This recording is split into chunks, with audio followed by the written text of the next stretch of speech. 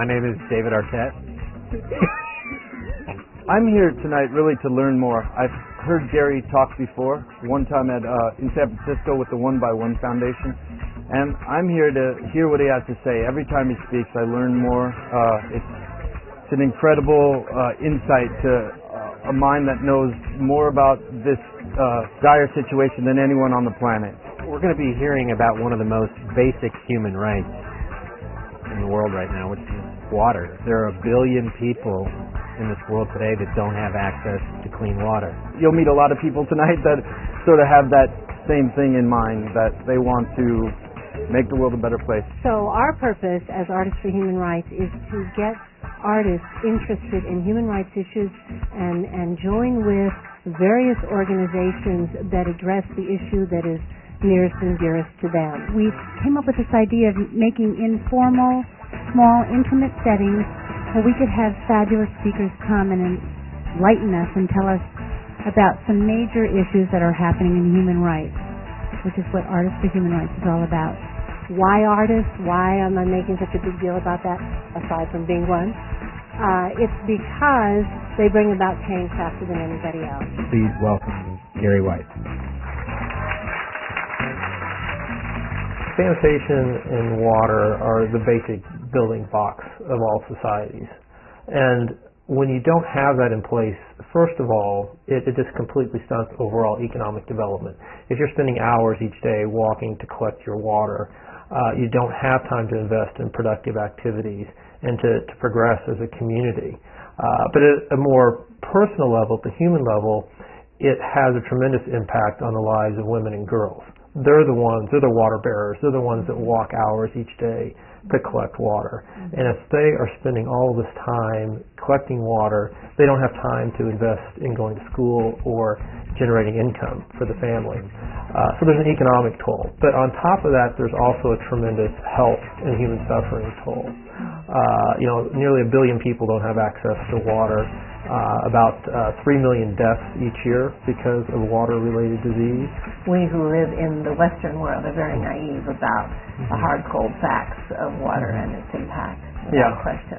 Well, yeah, and even the fact that when we go to other countries, what do people tell you? They say, don't drink the water, of course. If you live there, you have no choice but to drink the water. Yeah.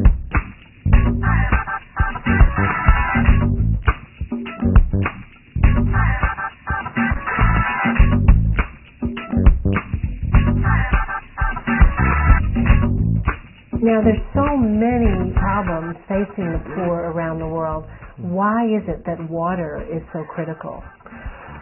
Water really weaves through everything. No society has ever been developed without having water secured first. I mean, all the great societies of the world have grown up around rivers. I mean, the Tigris and Euphrates, the cradle of civilization. If you just look at this across history, until we can get that nailed as a society, it doesn't progress. But we have education organizations approach us all the time and say, we went and started schools in Africa because we knew girls needed education. But when we got there, we found out that they don't have water, that the reason that they're not coming to school is because they're fetching water all day. Or we find out that so many of them drop out when they reach puberty because there isn't a proper private toilet at the school for them to use, so they're embarrassed. So water impacts education as well, but the fact that 443 million school days are lost every year because girls are walking to collect water or because they're sick from water-related disease.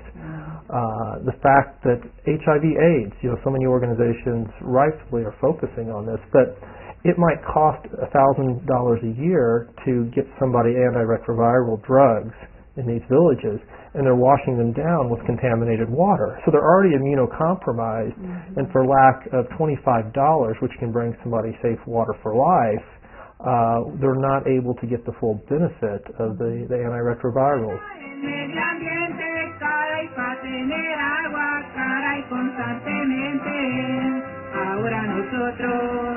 Estamos felices, tomamos agüita, hasta por las narices.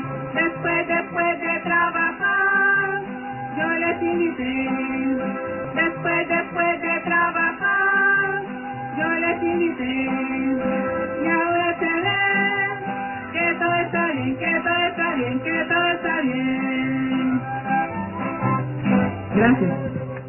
You know, it's very interesting as we, living over here in the United States, or anyone who would see this on YouTube, becomes educated on this subject, they're going to be asking themselves, well, how can people get involved? I mean, how can they help? We as a planet have come so far in terms of our lifestyle, in terms of technology, in terms of, healthcare. And yet, nearly 1 billion of us don't have access to water, to safe water. It's so fundamental. And so I think that the key thing for this is for people to be aware of it and advocate for it. Support groups like water.org that are doing something about this. Support legislation that's in Congress right now, the Water for the World Act. But I think to tune into really effective solutions like water credit that can have a multiplier effect. And a lot of people are donating their Facebook and their Twitter status so that when something from water.org tweets to them, it then goes out to that person's entire follower list. Well, that's a great idea. That's a great idea. And for anyone listening, go to water.org and find out and donate. Artists for Human Rights is partnering with some incredible people, and I was very excited to learn all about the water.org and all of the things that they're doing. We began working with Artists for Human Rights because it is a basic right, and it's our passion. We have the technology, and we just need people out there with their voices. It's an amazing event. I'm very excited to be here to see Gary White talking about water.org. We happen to be doing this event during World Water Week, which we're lucky to get Gary. I'm here, and there's a huge crowd of people here. Artists for Human Rights gathers some of the brightest minds in our world, I think. And I found tonight to be especially interesting because in my studies at the University of Oxford, we read this week about water as a human right. The right to food, shelter, and water is part of the Declaration of Human Rights. And the folks from this organization, not only Artists for Human Rights, but water.org, have hit on that.